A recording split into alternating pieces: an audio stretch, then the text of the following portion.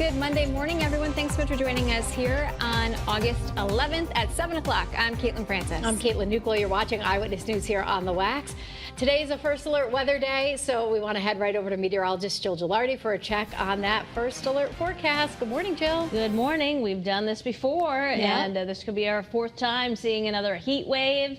So we're just going to practice what we've done. Okay. And hopefully, rinse and repeat. Yeah. Hopefully no heat-related illnesses. And the best time of day, as always, to do anything strenuous outside is in the morning hours, and then it gets kind of hot after 10. But increasing heat and humidity this week. If you're watching last week, it looked like we were going to be dealing with even higher temperatures, higher heat, and even higher humidity levels, that it was going to be oppressive. The data backed off some, but nonetheless still impacts outdoor plans the next couple afternoons. As we take a look at Wednesday, as we get into the afternoon, some widely scattered showers and storms are part of the mix. And for the comfier and cooler weather, you got to wait till Friday for it to return back here. We are starting off milder this morning, plus 3 to maybe as much as 7 degrees, but 60s still at this hour most places. The exception now, it's 70 in Chester, so the sun's working its magic.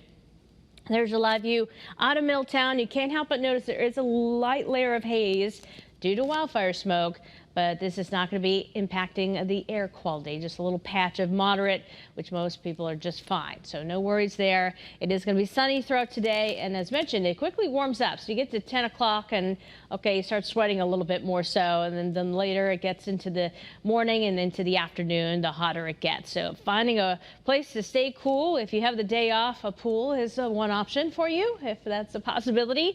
Low 90s this afternoon inland, and mid and upper 80s along the shoreline. And the UV index is going to be high, so keep putting on that sunscreen. And if you have the day off and you're headed out in the water, for example, on the Sound, the winds aren't going to be terribly strong. It's going to be bright out there, and waves a foot or less in height. So things are looking good, just a little bit toastier out there. Eventually, we'll talk more about the rain and the cool down coming up in about 15 minutes in your first alert forecast. Caitlin. All right, thanks, Jill. Good morning, everyone. It is 7:03 here on your Monday. If you're heading out the door here, a quick check at the roads for you. Bright, beautiful sunshine to start on your Monday morning. So if you're soaking up that last little bit of summer vacation before kiddos head back to school, grab the sunglasses, crank the AC, grab a bottle of water as you are heading out. Maybe you're heading to the state parks or beaches. It's going to be a very busy, I think a very busy week along the shoreline as we take a live look here in Hartford, 91 north and southbound, Vernon along 84 east and westbound, off of exit 65. That's right by Hartford Turnpike. In Middletown along Route 9. Good visibility there. You can see the Connecticut River with the Aragoni Bridge connecting you to Portland off in the distance. And in Meriden along 691 east and westbound, light traffic volume across the majority of the state. No delays that we're noticing. No reports of any crashes or major incidents out there. There will be a lot of daytime construction that will pick up between about 8:30 and 9 o'clock. Your drive times, though, looking fantastic. Even down along Fairfield County, 95 southbound towards the George Washington Bridge. Not even a 75-minute ride just yet.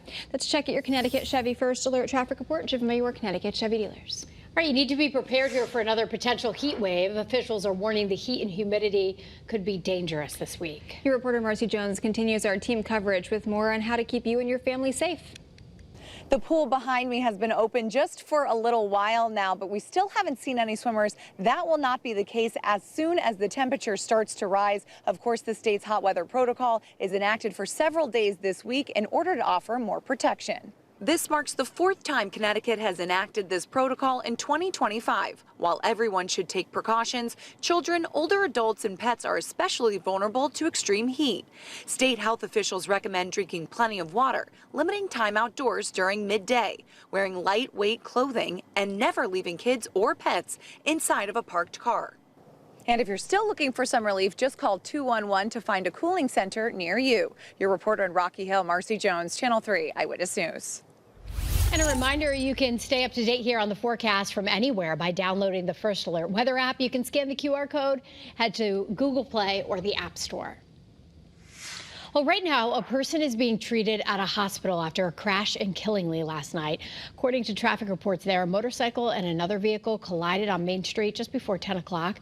Pinpoint News Tracker takes you to the scene here, right near Route 6. Main Street is now back open after it was closed through much of the overnight. The crash still under investigation this morning. Well, right now, more police officers are patrolling a popular trail in New Haven after they say a woman was sexually assaulted. Police tell us the victim was jogging near Fort Hale Dog Park when she was attacked. She was taken to the hospital. Police still looking for that suspect this morning. Anyone with information is asked to give police a call, but they do emphasize they believe the area is safe. Approaching 7:06 now, on to an update this morning for you. A man will spend 50 years in prison for killing a nurse who was caring for him back in 2023. Michael Reese accepted a plea deal in the death of Joyce Grayson. He admitted to killing her after trying to sexually assault her. Now, Grayson's family is remembering her for her kindness and compassion. They've sued the state and her employer, claiming they didn't do enough to protect her. The family's attorney says a settlement should be finalized in the next few weeks. Well, this morning, police in Hartford are looking into what caused a deadly crash there. They say a motorcycle and SUV collided right along Albany Avenue. The driver of that motorcycle was killed, and the other driver was taken to the hospital, but is expected to be okay. Right now, police are investigating a drowning at a pool in Rocky Hill. Police say it happened yesterday afternoon at the Concierge Apartments. First responders spent about 20 minutes there trying to save him before he was brought to the hospital. Investigators believe it was an accident. And a man is in the hospital this morning after being pulled out of the water at Lake Poketopog. East Hampton police tell us the man jumped off a moving pontoon and into the water when he was knocked unconscious. They say the man's family was able to pull him out. We're told he was breathing when he was taken to the hospital.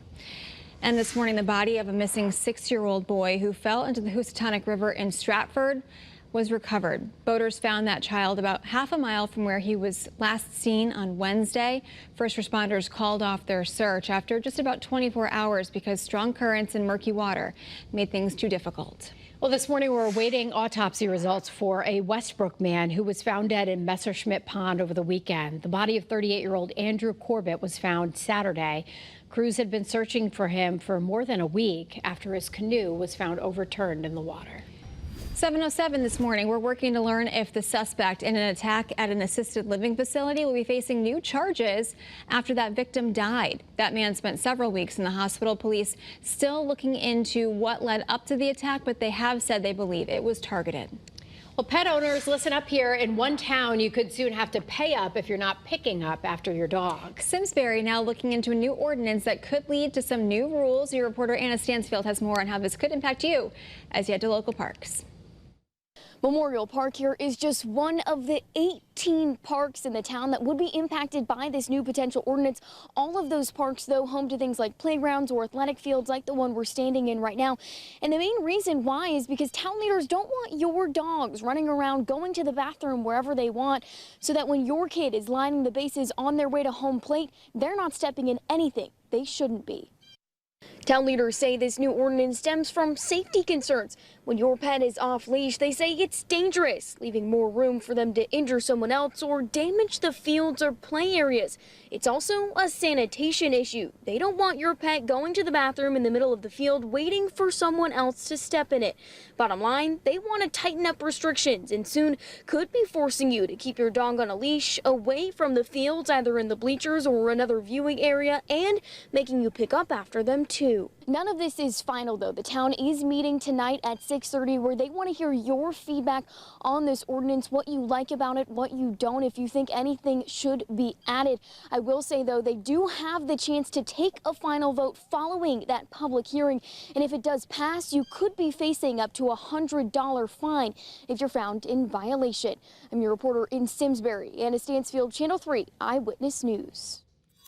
All right, this morning we're down to just 4 spots here in our Connecticut Best Hot Dog competition. So our first semifinal matchup between Riley's in New Britain and Blackie's in Cheshire. You can help us choose your favorite. Scan that QR code there on your screen or head to the website or app and click Vote Now. Voting continues through tomorrow night at 11:30, and we will unveil the winner Wednesday morning here on Eyewitness News.